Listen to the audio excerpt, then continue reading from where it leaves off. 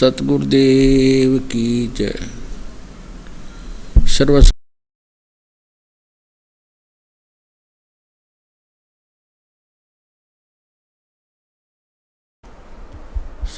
साहिब बोलो, सतगुरुदेव की जय।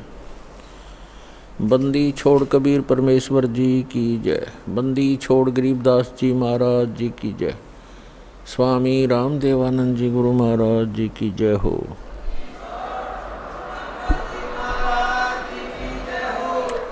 गरीब नमो नमो सतपुरुष को नमस्कार, गुरु के नहीं। सुर नर मुनि जन साधुआं संतों सर्वस्ती नहीं। सतगुरु साहेब संत सब डंडो तम प्रणाम। आगे पीछे मध हुए तिनको जा कुर्बान।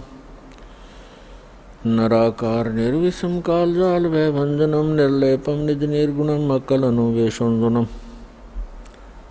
सोहम सुरति समापतम सकल समाना निर्तलय उज्ज्वल हिरंबर हरदम अम्बे परवाथा है। वार पार नहीं मध्यतम। ग्रीव जो सुमर सिद्ध होई गणनायक गलताना। करो अनुग्रह सोई पारस पद परवाना। आदि गणेश मनाऊं गणनायक देवन देवा। चरण कमल लो लाऊं आद्यंत करूं सेवा। परम शक्ति संगीतम रिधि सिद्धि दाता सोई। अवगत गुण अतीतम सत्य पुरुष निर्मोही। जगदम्बा जगदीशम मंगल रूप मुरारी। तन मन अर्पों शीसम भक्ति मुक्ति भंडारी।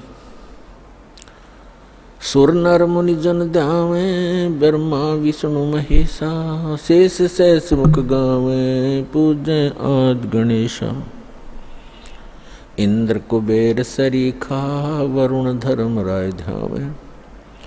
समर्थ जीवन जी का मन इच्छा फल पावे। 33 कोटि आधारा ध्यावे शेष 88।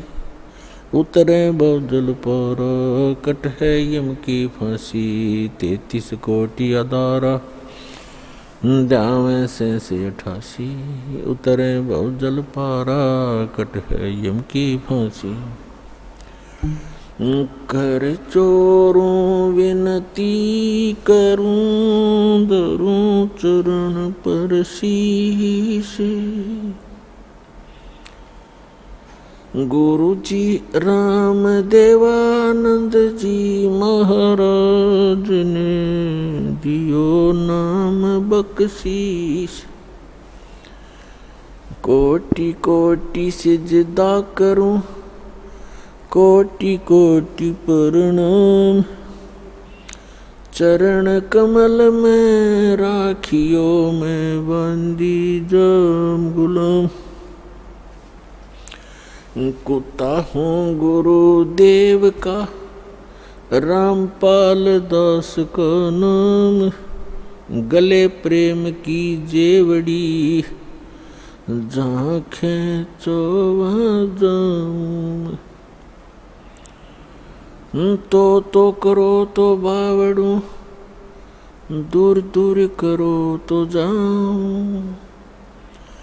जो राखो त्यों ही रहूं जो देवो सुख। जय इब कै सतगुरु मिले सब दुख आँखों रोए। चरणों ऊपर शीश धरूं कहूँ जो कहनी हो। कबीर साईं मिलेंगे पूछेंगे कुशलात। आदि अंत की सब कहूँ अपने दिल की बात। गुरु जी तुम न भूलियो चाहे लाख लोग मिल जाएं। हम जैसे तुमको बहुत हैं तुम जैसे हमको नहीं। तुमरे विसारे क्या बने, मैं किसकी शरण में जाऊं। शिव ब्रज मुनि नारदा, तिनके हृदय न सुनूं।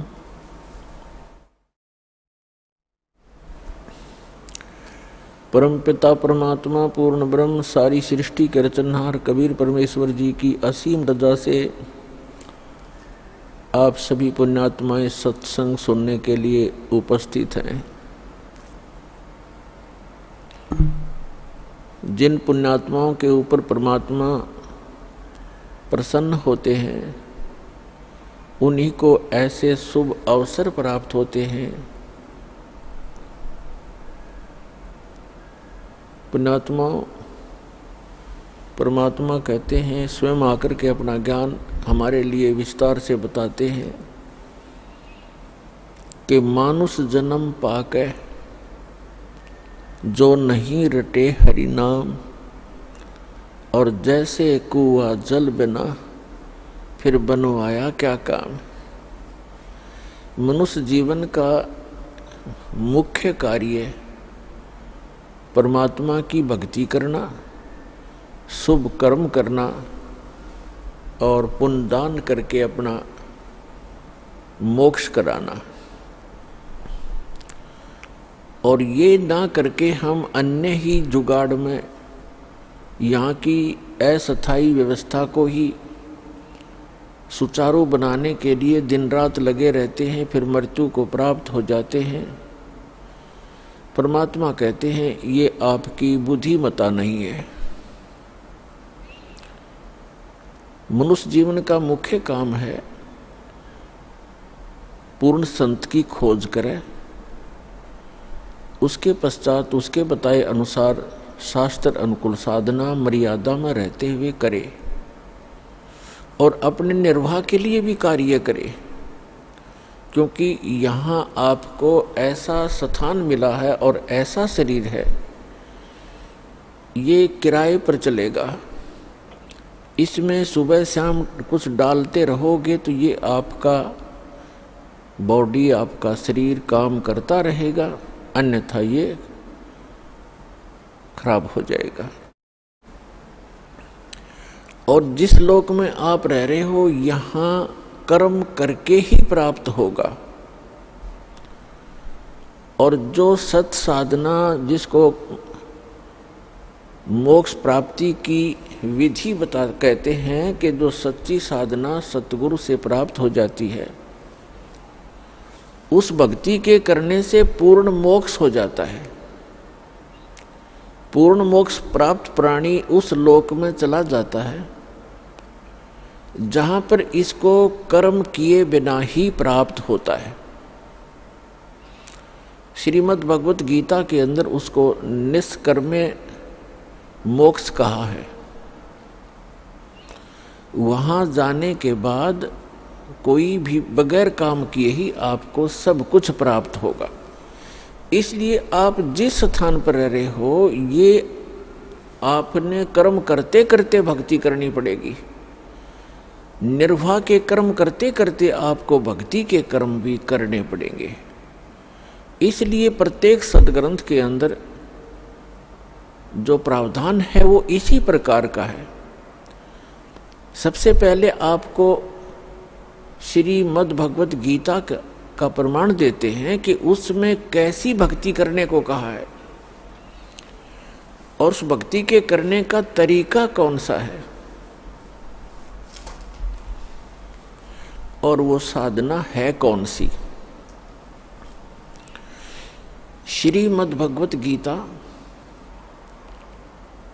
अध्याय नंबर 8 के श्लोक नंबर 1 में अर्जुन ने पूछा कि भगवान आपने श्रीमद् भगवत गीता अध्याय नंबर 7 के श्लोक नंबर 29 में कहा है कि मेरे ज्ञान का जो आश्रय कर लेते हैं, कौन से ज्ञान का। गीता अध्याय नंबर 4 के श्लोक नंबर 32 और 34 में एक विशेष उल्लेख है कि सच्चिदानंद घन ब्रह्म अपने मुख कमल से स्वयं ही यहाँ आकर के एक यथार्थ ज्ञान बताता है, उसको तत्व ज्ञान कहते हैं। तो चौथे अध्याय के 34वें श्लोक में कहा कि उस तत्व ज्ञान को तत्वदर्शी संत ही जानते हैं। उन तत्वदर्शी संतों के पास जाकर के उस तत्व ज्ञान को अर्जुन ग्रहण करो। यदि आप पूर्ण मोक्ष प्राप्त करना चाहते हो, यदि आप उस शाश्वत स्थान को प्राप्त करना चाहते हो, गीता अध्याय नंबर 18 के श्लोक नंबर 62 में, गीता अध्याय नंबर 15 के श्लोक नंबर 4 में, गीता अध्याय नंबर 18 के श्लोक नंबर 66 में जो प्रमाण दिया है कि अर्जुन तू सर्वभाव से उस परमेश्वर की शरण में जा, उसकी कृपा से तू परम शांति को और शाश्वत स्थान अर्थात उस अमर लोक को प्राप्त होगा, सनातन परम धाम को प्राप्त होगा, जहां जाने के बाद साधक फिर लौटकर कभी संसार में नहीं आते। तो गीता अध्याय नंबर 7 के श्लोक नंबर 29 में गीता ज्ञानदाता कहता है कि जो मेरे इस ज्ञान का आश्रय कर लेते हैं और तत्वदर्शी संत की खोज कर लेते हैं, वे व्यक्ति फिर क्या करते हैं? जरा मरण मोक्षाय, जरा मरण मोक्षाय यतन्ति ते तत्विधु तत्ब्रह्म विदु कृत्स्नम अध्यात्म अखिल च कर्मम। वो व्यक्ति जो उस तत्ब्रह्म से परिचित है और सारे अध्यात्म ज्ञान से परिचित हैं और सभी कर्मों से परिचित हैं, वे केवल जरा यानी वृद्धावस्था के दुख से और मरण माने मृत्यु के दुख से बचने के लिए ही प्रयत्न करते हैं, उससे मोक्ष प्राप्ति के लिए प्रयत्न करते हैं। जो व्यक्ति तत्ब्रह्म से परिचित हो जाते हैं और सारे अध्यात्म ज्ञान से और सभी कर्मों से कि बुरे कर्म करोगे तो बुरा फल मिलेगा, अच्छे कर्म करोगे तो अच्छा फल मिलेगा, तुमने उस दरगाह का मैल नहीं देखा, धर्मराज के तिल तिल का लेखा। आज कोई कोढ़ी है, कोई रोगी है, कोई कैंसर पीड़ित है, किसी को अधरंग मार गया है, किसी की जुबान नहीं है, कोई गूंगा, कोई बहरा है, कोई लंगड़ा, कोई दोनों टांग कट गई है, कोई और अन्य भयंकर आपदाओं का सामना कर रहे हैं मनुष्य शरीरधारी प्राणी। और अन्य प्राणी भी आप देखते हो, कोई कुत्ता है, खाद लगी है, कीड़े पड़े हुए हैं, टांग टूट गई, पिछले हिस्से को पैरालिसिस हो गया है, दोनों पैरों को लटका के घसीट रहा है। तो ये आपके पूर्व जन्म के कर्मों का परिणाम है। तो ये ज्ञान सत्संग से होता है कि जैसे कर्म आप इस मानव शरीर में करोगे वो आगे आपको भोग्य होंगे। इसलिए आप जी ऐसे कर्म ना करो जो आपको आगे उनका दंड भोगना पड़े। और पीछे गलती में जो भी कुछ हो चुका है उसका प्रावधान, उसका एक विकल्प बताया है परमेश्वर ने कि मेरी शरण में, यानी कबीर परमात्मा पूर्ण ब्रह्म परम अक्षर ब्रह्म की शरण में जो व्यक्ति आ जाता है, उनके सभी पूर्व जन्म के जो अनजानपने में हुए हुए पापों का नाश कर दिया जाता है और पापों से ही प्राणी को कष्ट होता है। आगे फिर वो इस ज्ञान से परिचित होकर के भविष्य में ऐसी गलती वो करता नहीं, क्योंकि वो संपूर्ण अध्यात्म ज्ञान से और सभी कर्मों के परिणामों से परिचित हो चुका है। तो वो व्यक्ति केवल जरा और मरण, जरा माने वृद्ध अवस्थे का कष्ट, इस मनुष्य के ऊपर, मानव शरीर के ऊपर सबसे बड़ा भयंकर दुख है। प्रथम तो वृद्ध अवस्था का और दूसरा फिर मृत्यु। आप सारा जीवन लगे रहते हो अपने परिवार को सुरक्षित और सुखी बनाने के लिए और कोठी कार फैक्ट्री जचाने के लिए, और 1 सेकंड में मृत्यु हो जाती है। बताओ किस काम पर सारा जीवन डिवोट कर दिया आपने, जो आपका था नहीं, आपके संग जा नहीं सकता, जिसको आप अनजानपने में अध्यात्म मार्ग का ज्ञान ना होने से परमात्मा कहते हैं आप यहाँ अस्थायी वस्तुओं को स्थायी जानकर बालकों की तरह अपना सारा जीवन वहीं नष्ट कर देते हो। और जो कुछ भी आपके पूर्व जन्म के भाग्य में है वही आपको मिलना होता है और वही आपको मिलता है। आप अपनी चतुरता के कारण, अध्यात्म मार्ग से अपरिचित होने के कारण आप अपने भविष्य के कर्म और खराब कर लेते हो। इसलिए ये आपको एक तत्व ज्ञान रूपी दीपक दिया जाता है, एक टॉर्च दी जाती है, जिसकी रोशनी में आप अच्छे रास्ते पर चलें, गड्ढों और झाड़ जंखाड़ों में ना घुस जाएं, जो आपको दुखदाई होते हैं। तो प्रसंग चल रहा है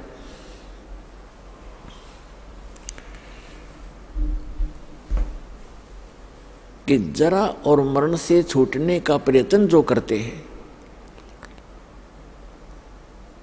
तो जैसे आप अपने बच्चों की परवरिश के लिए, इनको सुखी बनाने के लिए अपना सारा जीवन लगा देते हो और भक्ति साधना करते नहीं, तो जो कुछ भी आपके पूर्व जन्म के संस्कार प्रारब्ध में, किस्मत में लिखा है, आपको केवल उतना ही मिलेगा। मासा घटे न तिल बधे, विध ना लिखे जो लेख।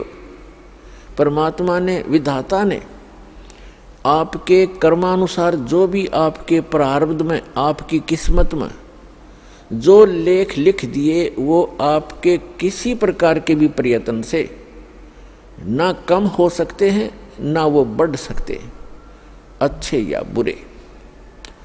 फिर क्या बताते हैं, इसके साथ साथ एक विकल्प बताया है कि सच्चा सतगुरु मेट कर ऊपर मारे मेघ। सच्चा सतगुरु, पहले तो सतगुरु शब्द की क्यों आवश्यकता पड़ी? गुरु शब्द पर्याप्त है। गुरु का अर्थ होता है मार्गदर्शक, लेकिन नकली गुरु घने हो गए, इसलिए सतगुरु शब्द संतों ने, परमेश्वर ने प्रयोग किया कि जो सच्चा गुरु है वो ही कारगर विधि बताता है। फिर ये सतगुरु निरे हो गए, ये राधा स्वामी, धन सतगुरु, सच्चा सौदा, सिरसार, जगमाल वाली, ये तेरे सारे निरंकारी, ये सारे सतगुरु कहने लग गए। तो इसलिए संतों ने एक शब्द और बोल दिया कि सच्चा सतगुरु। अब सतगुरु भी सच्चा चाहिए, नकली गणे हो गए, जिनको कह खे का पता नहीं, अध्यात्म मार्ग ये जानते नहीं, इन्होंने भी सतगुरु जो अपने उपमा लगा ली। तो यहाँ बताया है कि सच्चा सतगुरु यानी सच्चा सतगुरु मेट कर ऊपर मारे मेघ। तो इस मनुष्य जीवन को सफल बनाने के लिए सबसे पहले आपको सतगुरु की आवश्यकता पड़ती है, सच्चे सतगुरु की। और पुण्यात्मा, इस विश्व में वर्तमान के अंदर इस दास के अतिरिक्त वो सच्ची साधना और ये तत्व ज्ञान, सत्य ज्ञान किसी भी आज के मार्गदर्शक के पास नहीं है। तो ये दास ही वो सच्चा सतगुरु है। क्योंकि कुछ भक्त ऐसे होते हैं, श्रद्धालु, ये सोचते हैं कि अपनी बड़ाई आप ही कर रहे हैं। पुण्यात्मा, बड़ाई तो एक अलग वस्तु होती है, वो तो मूर्ख व्यक्ति किया करते हैं। सच्चाई को बड़ाई में नहीं गिनना चाहिए, क्योंकि हमारे भगवान स्वयं आए थे, वो स्वयं कहा करते थे, हम ही अलख अला हैं, कुतुब गोस और पीर, गरीब दास खालिक धनी, मेरा नाम कबीर। अब कहते हैं अपनी महिमा हमने आप बतानी पड़े, दूसरा कोई बता ही नहीं सकता। तो कबीर भगवान कहते हैं वो परमात्मा आप आरती आप साजे आप किंगर आप बाजे आप ताल झान झनकारा आप नचे अब देखन हारा। कह कबीर ऐसी आरती गाऊं आप मध्य आप समाऊं। तो अपने ज्ञान का अपनी यथार्थता को आप ही बताना पड़ता है। यदि इस दास ने एक शब्द कहा कि इस विश्व में वो सच्चा सतगुरु ये रामपाल दास है, तो किसी को शंका है तो तोल कर देखो, जांच कर देखो और फिर पता लगेगा।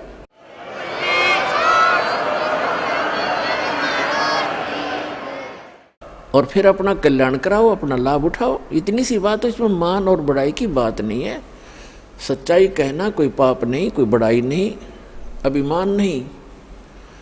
परमात्मा ने जब अपने आप को कहा हम ही अलख अल्लाह हैं, कुतुब गौस और पीर, यानी सभी जो भूमिका मैं ही कर रहा हूं, पूर्ण परमात्मा मैं हूं।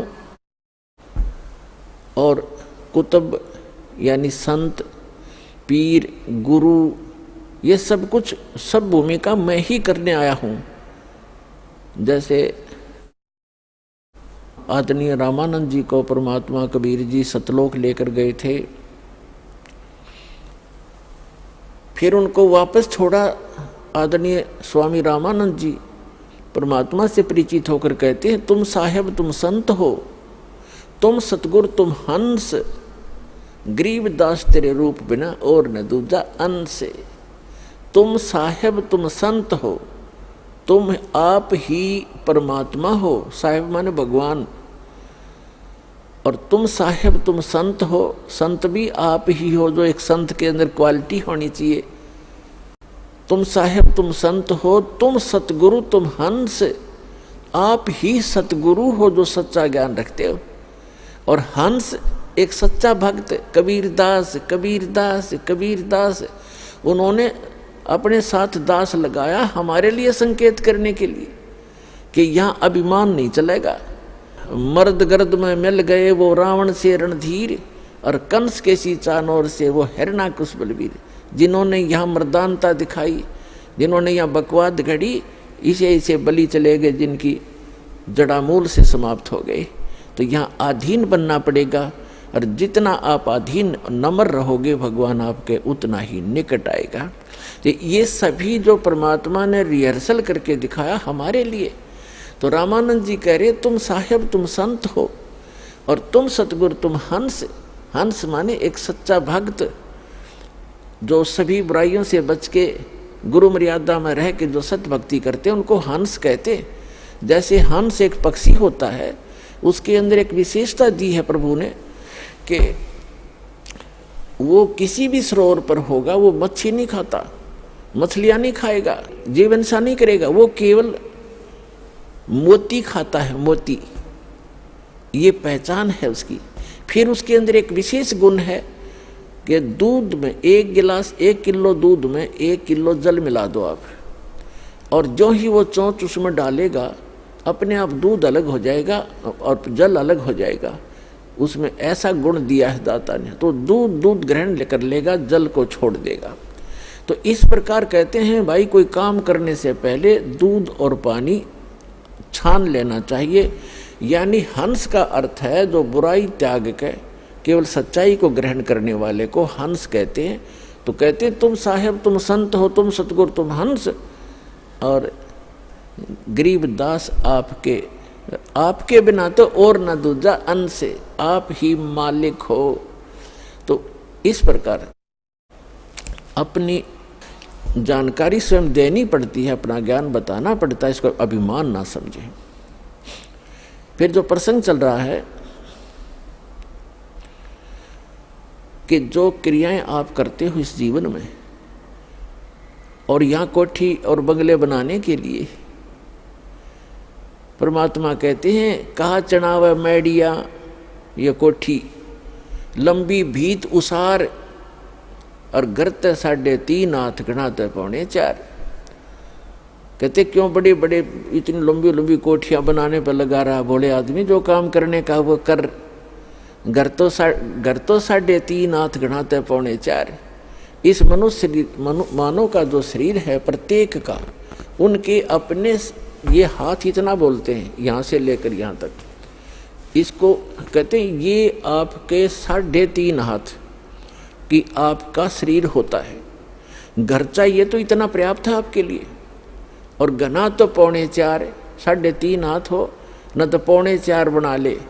कहने का भाव ये है कि मिनिमम कम से कम ये बिल्डिंगें बनाओ, जितनी आवश्यक हो उतनी ही बनाओ, अधिक ना बनाओ। और फिर क्या बताते हैं, पृथ्वी पति चकवे गए जिनके चक्र चलंत, रावण श्री खे कौन गिने ऐसे गए अनंत। सर्व सोने की लंका थी, ओह तुम तो 10 ग्राम सोना किसी के पास हो जा कूदता अंडा, और 50 ग्राम हो जा तेनों का धरती तोल दे, बड़ा सेठ हो गया। खाक सेठ यहाँ का। कबीरा सब जग निर्धना धनवंता ना कोय, धनवंता सो जानिए जिस पर राम नाम धन होए। सारी लंका सोने की बना रखी थी रावण ने, गारा की जगह सोना प्रयोग कर रखा था, ईंटों की जगह सोना प्रयोग कर रखा था, सीमेंट के स्थान पर सोना प्रयोग कर रखा था, और वो भी ना ले जा सका। कहते हैं अगम निगम को खोज ले बुद्धि विवेक विचार, और उदय अस्त का राज मिले तो बिन नाम बेगार। कहते हैं रति कंचन पाया नहीं रावण चलती बार। 1 ग्राम भी सोना रावण साथ नहीं ले जा सका जब वो जाने लगा। तो यहाँ की जो फोकट की महिमाएं हैं ये बकवाद हैं। भक्ति मार्ग में इनसे दूर हटकर ही हम चल सकते हैं। समाज के इस तरह की चोचलों को देखकर हम भक्ति नहीं कर सकते, हमने उनसे हटना पड़ेगा। और भविष्य की जानकारी भगवान ने जो दी है, जो सुख हम प्राप्त करना चाहते हैं भक्ति से, वो प्राप्त करने का प्रयत्न करें। वो कौन सा है? वो है पूर्ण मोक्ष। तो जो दास बताने जा रहा है कि मासा घटे न तिल बधे, विधाता लिखे जो लेख, और सच्चा सतगुरु मेट कर ऊपर मारे मेख। जब तक आप सच्चे सतगुरु की शरण में नहीं आते तब तक आपको केवल आपका वर्क डन ही मिलेगा, भूत पहले का, पूर्व का। और जिस समय आप सतगुरु की शरण में आ जाते हैं और उससे पहले जो आप क्रियाएं करते हैं अपने को धनी बनाने के लिए या अपना कोई और कोठी बंगले बनाने के लिए, कोई रिश्वत लेता है, कोई चोरी करता है, कोई मिलावट करता है, कोई डाके मारता है, तो वो पैसे एक बार तो इकट्ठे कर लोगे लेकिन वो डबल होकर जाएंगे आपके भाग्य में नहीं है वो। और वो पैसे तो रहेंगे नहीं, वो रुपया, वो धन नहीं रहेगा आपके पास, क्योंकि आपकी मृत्यु होगी तब आपके पास कहाँ रहा। या तो कोई बीमारी हो जाएगी। एक IAS अधिकारी था, कमिश्नर रैंक का,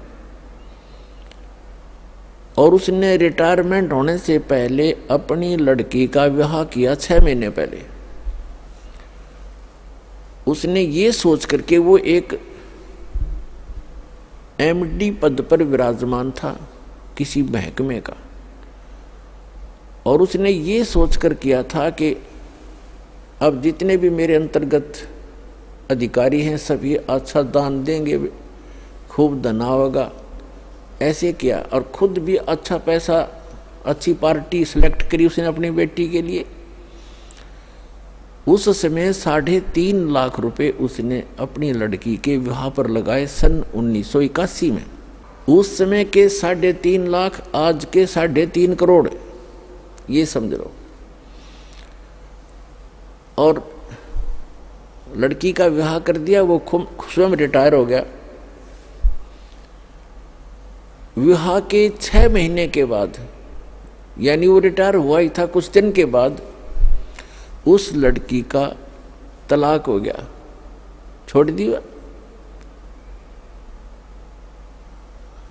अब वो पागल हो गया, वो IAS अधिकारी रिटायर्ड। अब उसको पता था कि जब शाम समुच्ची लड़की के 3.5 लाख रुपये लाए, दोबारा ब्याह होगा तो 7 लाख लगेंगे, हार्ट अटैक होगा, मर गया भाई। लूट ले माल ने, वो लूटा था वो जमाई तो ही दे दिया, वो लेकर हजम कर गया। अरे अब कर ले, क्या करोगे। तो परमात्मा कहते हैं, अब यहाँ दास उसी प्रसंग पर आता है। गीता अध्याय नंबर 7 के श्लोक नंबर 29 में कहा है कि जो व्यक्ति जरा और मरण से छूटने का जो प्रयत्न करते हैं, मोक्ष प्राप्ति का प्रयत्न करते हैं, वे उस तत्ब्रह्म से परिचित हैं और सभी अध्यात्म कर्मों से परिचित हैं, और पूरे अध्यात्म ज्ञान से वो परिचित व्यक्ति ही जरा और मरण से छूटने का प्रयत्न करते हैं। इस नकली स्थान की कोई व्यवस्था की डिमांड वो नहीं रखते। वो कितना डिमांड रखते हैं सूक्ष्म वेद में फिर हटकर बताया है। इससे वो पहले तो हम गीता के आधार से आपको ज्ञान देंगे, क्योंकि विश्व के अंदर कुछ गिने चुने सदग्रंथ हैं जिनकी बहुत महिमा है। जैसे पवित्र वेद चारों, ऋग्वेद, यजुर्वेद, सामवेद, अथर्ववेद, पवित्र श्रीमद् भगवत गीता, ये गॉड गिवन स्पिरिचुअल नॉलेज है। उसके पश्चात पुराण, और कुरान जो है ये भी अब जैसे, क्योंकि प्रत्येक सदग्रंथ के सत्तर को हम सदग्रंथों से ही जांचेंगे। चारों वेद जो है गॉड गिवन है। गॉड गिवन यानी कबीर परमेश्वर के द्वारा दिए गए। वो कैसे दिए थे कि जैसे आज हम अपने मोबाइल से, अपने कंप्यूटर से दूसरे कंप्यूटर में ईमेल के माध्यम से या कोई अन्य दूसरे तरीके से फिल्म की फिल्म भेज देते हैं, 20-20, 30-30 घंटे का वीडियो दूसरे में भेज देते हैं। ऐसे परमात्मा ने अपने अंतःकरण से इस ज्योत निरंजन ब्रह्म, जो 21 ब्रह्मांड का मालिक है, सरपुरुष जिसको कहते हैं, जिसे काल कहा जाता है, जिसके 21 ब्रह्मांड हैं जहाँ हम रह रहे हैं, इसकी अंतःकरण में इसके जो है ईमेल आईडी पर फैक्स कर दी, भेज दी सारा। इसने उनको सबको डाउनलोड किया तो क्या पाया, ये एक बेईमान व्यक्ति है जो यहाँ का मालिक है 21 ब्रह्मांड का। इसको ये चिंता बनी रहती है कि कोई व्यक्ति सच्चाई से परिचित ना हो जाए, यहाँ का प्राणी, और कहीं यहाँ से निकल ना जा, तेरा लोक उजड़ जा, यहाँ दुख कितने पाते रहो। इसने केवल आपको रोक के रखना ही उद्देश्य बना रखा है। और परमात्मा चाहता है कि आप यहाँ से निकलो, उस सुखमय प्लेस स्थान पर चलो जहाँ कभी वृद्धावस्था नहीं, जहाँ कभी मृत्यु होती ही नहीं, आपका परिवार होगा। इस ऐसी ही दुनिया है, लेकिन वो अविनाशी मटेरियल है सारा, वह बिना किए कर्म आपको सब कुछ मिलेगा। तो इसने क्या देखा कि जो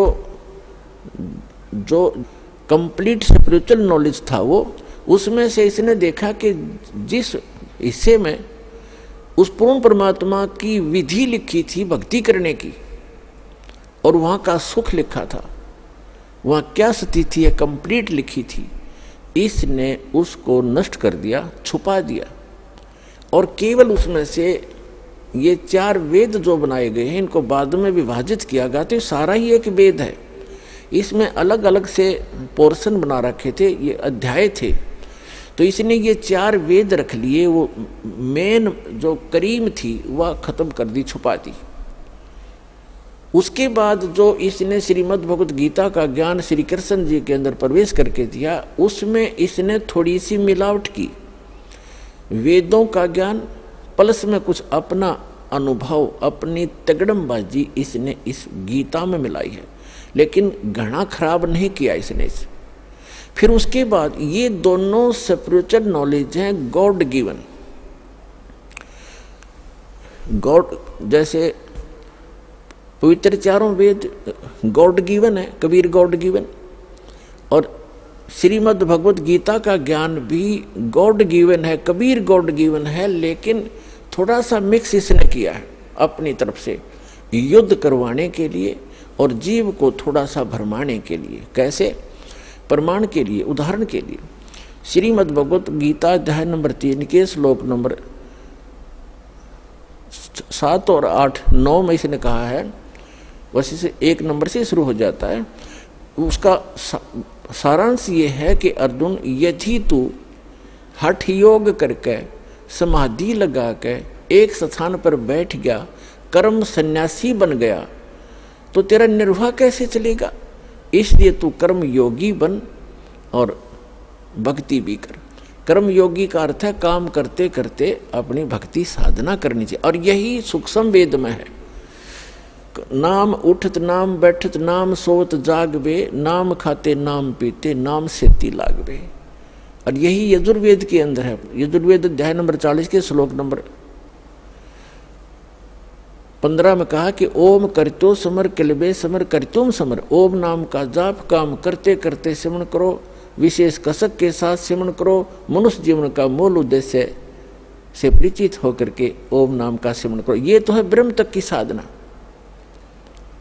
फिर गीता अध्याय नंबर 4 के श्लोक नंबर 34 में, यजुर्वेद अध्याय नंबर 40 के श्लोक नंबर 10 से 13 में ये स्पष्ट कर दिया है कि उस तत्व ज्ञान को, जो यथार्थ ज्ञान है, वो तत्वदर्शी संत ही बता सकते हैं उस पूर्ण परमात्मा के बारे में। उसको किसी तत्वदर्शी संत से पूछो तो वो ब्रह्म तक के सत्र का नॉलेज इसमें छोड़ दिया, सरपुरुष के सत्र का। उस परम अक्षर ब्रह्म के बारे में इसने ऑप्शन छोड़ दिया कि उसका किसी तत्वदर्शी संत से पूछ लियो। इसने वो इनकम्प्लीट स्पिरिचुअल नॉलेज हमें प्रदान कर दिया। वो कंप्लीट स्पिरिचुअल नॉलेज, वो पूर्ण अध्यात्म ज्ञान बताने के लिए स्वयं परमेश्वर को आना पड़ता, उसके अतिरिक्त कोई बता ही नहीं सकता। तो यहां जो प्रसंग चल रहा है, अब प्रसंग चल रहा है कि पहले हम ये निर्णय करेंगे कौन से सदग्रंथ जिनको हम आधार मान करके चले। उसके बाद आते हैं पवित्र बाइबल। पवित्र बाइबल के अंदर 3 बुक हैं जो इकट्ठी जल्द की गई हैं। एक है तौरात, दूसरी होली बुक है जबूर, और तीसरी है इंजील। ये तीनों की तीनों बुक का ज्ञान इस ब्रह्म का डायरेक्ट